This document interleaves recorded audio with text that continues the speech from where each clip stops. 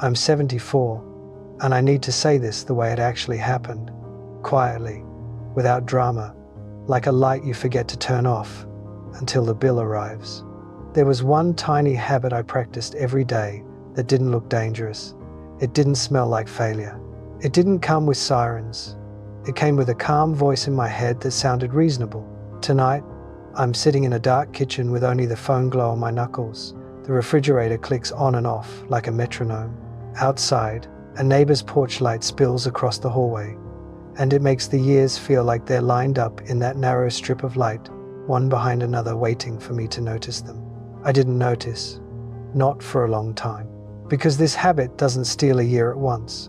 It steals 10 minutes, then an afternoon, then next week. It steals the phone call you keep meaning to make, the walk you keep meaning to start, the thing you keep promising yourself you'll do when life calms down. And life never calms down, it just changes clothes. I'm telling you now because the moment you recognize this habit, you'll feel embarrassed by how innocent it looked. And you'll also feel a strange kind of relief, because if something tiny stole your best years, something tiny can protect the next ones. Quick question, how old are you? And what country are you in right now? Alright, I'm gonna name it. The habit was a single word I kept feeding, like tossing crumbs to a bird that wouldn't leave my porch.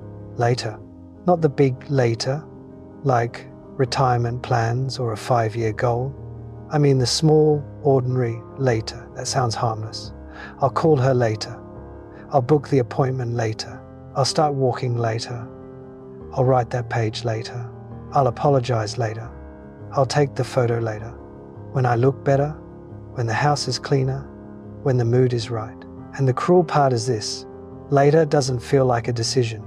It feels like you're keeping the door open, like you're being responsible, like you're postponing for a good reason.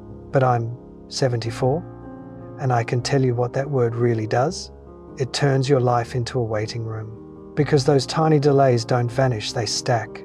A day becomes a pattern becomes a personality. People start hearing your later as not important. Your body hears it as not urgent. And your dreams hear it as not real. In a minute, I'll explain why your brain loves later so much, and why it's so hard to fight it with willpower alone. There's a simple way to cut the reflex down to size, but I need to set the trap first. If you want more of these late night truths, stay close, subscribe so you don't lose the next part. And in the comments, answer this with one word: later or now. The night I finally understood what later had done to me wasn't dramatic. No hospital lights, no shouting, just a quiet moment that felt too clear. I was standing in my hallway, barefoot, the floor cold enough to make me shift my weight. The house was silent except for that soft electrical hum you only hear when nothing else is happening. My phone screen lit my fingers, and I was scrolling through old messages, people I hadn't answered, calls I hadn't returned, little threads of life I'd left hanging like loose wires. I remember seeing a name and thinking, I should reach out. And then the thought that followed was automatic, smooth, almost comforting. Later, it came out like a reflex, like blinking. And right there, I realized something that made my stomach drop.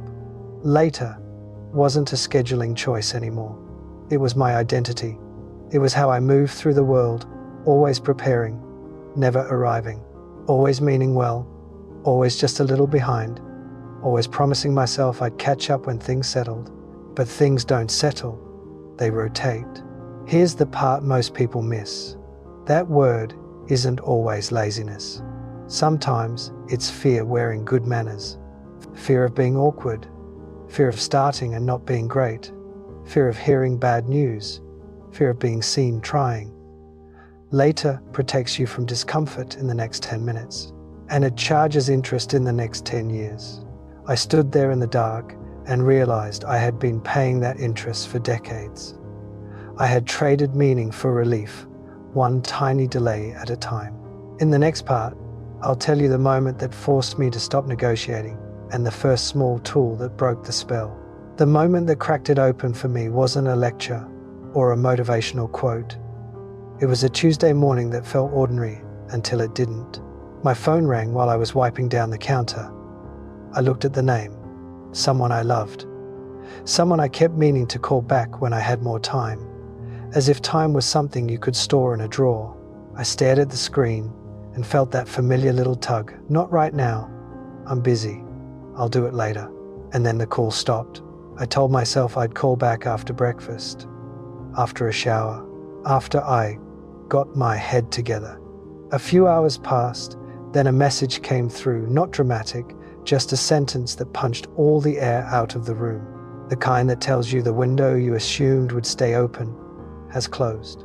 I sat down in the same chair I'm sitting in now, and I understood something with terrifying calm. Later is not a container, it's a shredder. That day, I made a small rule that sounds almost childish, but it saved me. The 10-second decision. When the thought comes, call, book it, stand up, apologize, begin. You have about 10 seconds before your brain starts negotiating. So you move first, while it's still quiet. Not perfectly, just physically. Pick up the phone, put on the shoes, open the document, send the first sentence.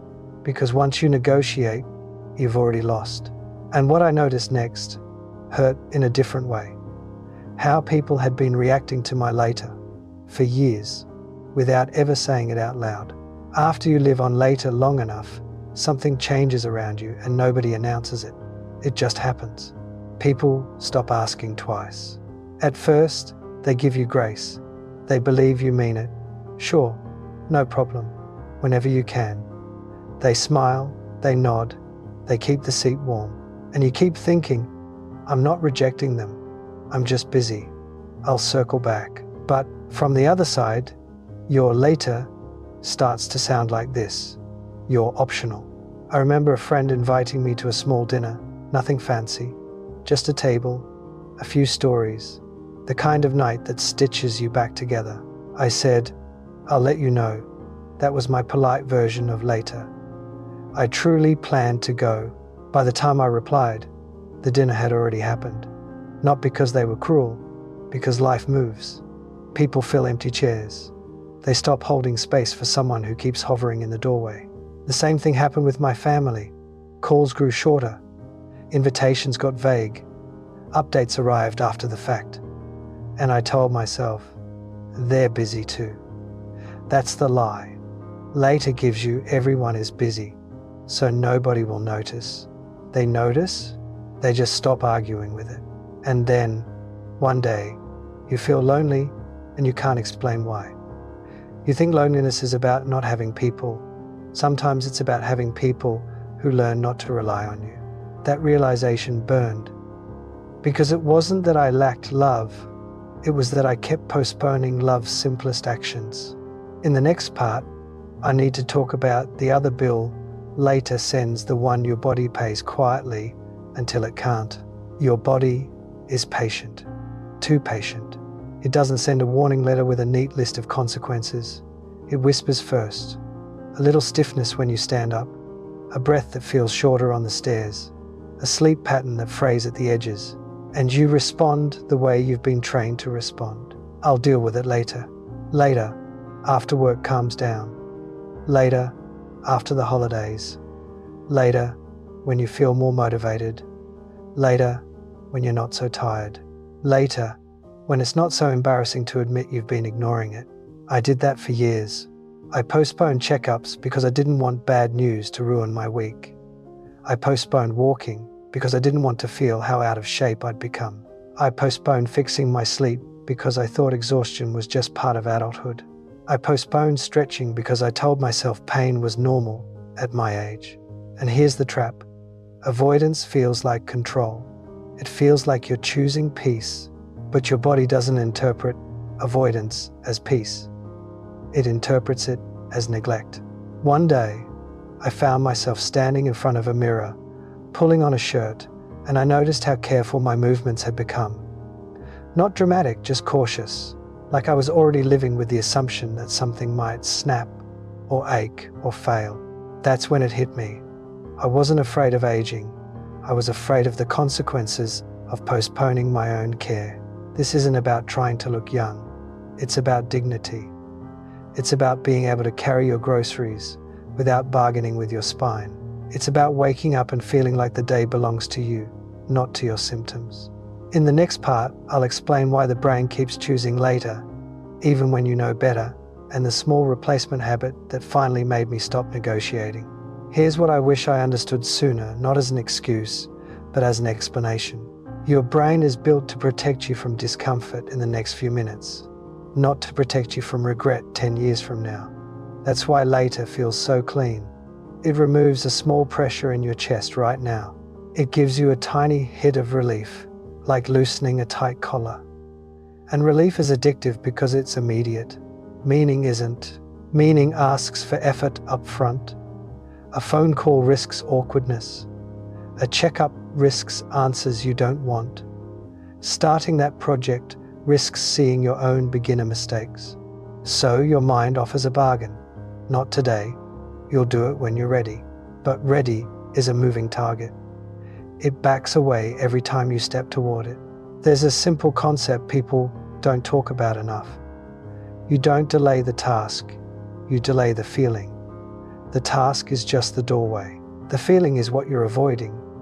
Uncertainty, vulnerability, the chance of disappointment.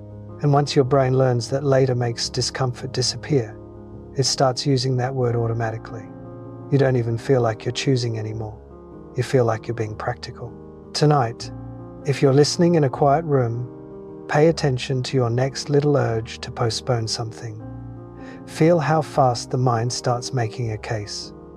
Listen to it like it's a salesperson.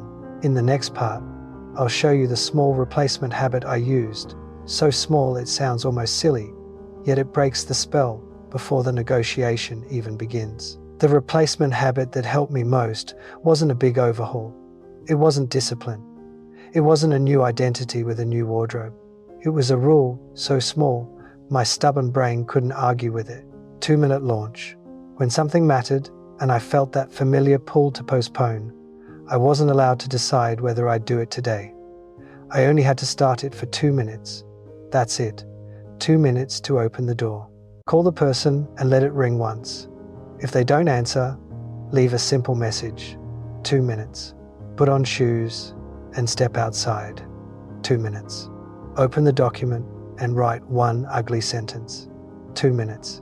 Make the appointment request, even if you hate doing it. 2 minutes. What surprised me was how emotional it felt. Not because the tasks were hard, but because I realized how long I'd been treating my own life like something I could keep on hold. One night, I used the 2-minute rule on a message I'd avoided for months. It was to someone I'd let drift away with polite delays. My fingers hovered over the screen, and my mind tried to bargain. It's late. You'll sound weird. Do it tomorrow. 2 minutes, I told myself. Just send a simple line. So I wrote, I've been thinking about you. I'm sorry I disappeared. If you're open to it, I'd like to hear how you've been. I stared at it. My chest felt tight. Then I hit send. That was the whole miracle. Not some perfect conversation, just the decision to stop hiding behind later. And here's the strange part. Once you start, the brain often stops fighting. The dread melts because dread can't survive contact with action. In the next part, I'll show you where the years really leak out quietly, in the ordinary moments, and how to plug that leak with one small daily move. People think the big losses come from big mistakes. I used to believe that too. But most years don't get stolen by explosions. They leak out like air from a small crack you stop noticing. It's the paper cut days. You wake up and tell yourself you'll do the meaningful thing after you handle the little things, after the dishes, after one more email, after you clean that corner, after you check one quick update on your phone. And you don't even feel reckless doing it. You feel responsible, productive, mature. Then it's evening. The room is dim, your eyes feel sandy, and you realize you spent your best energy on tasks that don't love you back. The thing that mattered, your health, your people, your work that scares you in a good way, got pushed behind a curtain again. I did that for decades. I kept waiting for a wide open Saturday that never arrived. I kept thinking I needed a perfect block of time. I didn't. What I needed was one small, daily act that proves I'm not living in the waiting room anymore. So I started a simple practice, one brave move per day, one message I've been avoiding, one appointment request, one tiny start on the thing I claim I care about. Not a marathon, a single pebble dropped into the day to change its direction. Because here's the truth, if you don't choose a first move, the day will choose one for you. And in the next part, I'm going to tell you the rule that made this stick so you stop negotiating with yourself the second time. Here's the rule that finally changed me, and I'll warn you, it sounds strict, but it's strict the way a railing is strict. It keeps you from falling. No second later. If I postponed something once, I wasn't allowed to postpone it again without doing one of two things immediately. Either I schedule it with a specific time, not tomorrow, not this weekend, but a real hour on a real day. Or I do a micro start right now, even if it's ugly and imperfect. Because the second later is where the habit becomes a lifestyle. The first delay might be life. The second delay is usually fear wearing a mask. This rule exposed how often I was lying to myself with soft language. I'd say, I'll do it soon, when what I meant was, I don't want to feel what comes with doing it. And vague promises are dangerous because they feel comforting while they stay empty. So I began catching myself in the act. I'll book the checkup later. Okay, either pick a time and put it on the calendar, or open the phone and find the clinic number now. I'll call him later. Okay, either choose a time and set a reminder, or send a 2-sentence message now. I'll start that project later. Okay, either block 15 minutes tonight, or open the file and write one messy paragraph now. At first, it was uncomfortable. My brain acted like I was being punished. But after a while, something surprising happened. I felt lighter. Not because life got easier, because my promises started having weight again. In the next part, I'll tell you what changed when my later stopped running my days, and what still aches, even now, at 74. When I stopped feeding later, I didn't suddenly become a new man. I didn't wake up with endless energy and a spotless house and a heroic calendar. What changed was quieter. My mornings stopped feeling like a chase. I'd get up and do one small thing I used to postpone before the day could swallow me. A short walk while the streets were still half asleep. A simple message to someone I missed. A glass of water before coffee. A page of writing before I checked anything else. Nothing impressive, but it felt like I was voting for my life instead of postponing it. And people noticed, not with applause, but with warmth. Replies came faster. Invitations felt real again. Conversations went deeper because I wasn't always about to show up. I was actually there. Even my body responded in its own slow way. Less stiffness, better sleep. Not because I discovered some magic, but because I stopped treating care like a future project. But I won't pretend there isn't pain in this story. Some doors don't reopen. There are calls I can't return now. There are moments I can't re-enter. There are people I lost not through a fight, but through delay, through the slow erosion of presence. That's the part that still sits heavy in my chest at night, when the house is quiet and the mind starts replaying what it shouldn't. Still, here's what gives me peace. The regret taught me a boundary. It taught me that I can't rescue my past, but I can protect my next year. I can decide that the days ahead won't be stolen the same way. And in the final part, I'm going to ask you one question that might make you uncomfortable because it draws a straight line between what you're postponing and what you'll someday beg for. It's late where I am, the kind of late where even the walls feel tired. The light in the kitchen is too bright, so I keep it off and let the phone screen do the work. The refrigerator hums. Somewhere outside, a motor passes and fades, and the silence returns like a blanket. This is the hour when truth doesn't need decoration. So here's the question I promised you. Simple, direct, and a little sharp. What are you postponing right now that will one day become your biggest request to life? Not what you want, what you keep delaying. The call to someone who still picks up for now. The appointment you keep avoiding because you're afraid of what you'll hear. The habit that would give your future self a chance, sleep, movement, food, quiet. The project that matters to you so much you'd rather not start than start imperfectly. The apology that would cost you pride for 10 minutes and save you years of distance. At 74, I've learned that later doesn't announce when it becomes never. It just slips over the edge quietly, like water going down a drain. You look up one day and realize the season changed without your permission. Tonight, don't try to fix your whole life. Don't make a dramatic vow you can't keep. Just pick one thing you've been pushing away and give it 2 minutes.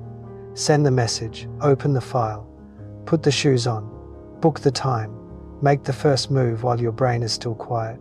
Because the next time you tell yourself, later, you might not realize you're saying goodbye.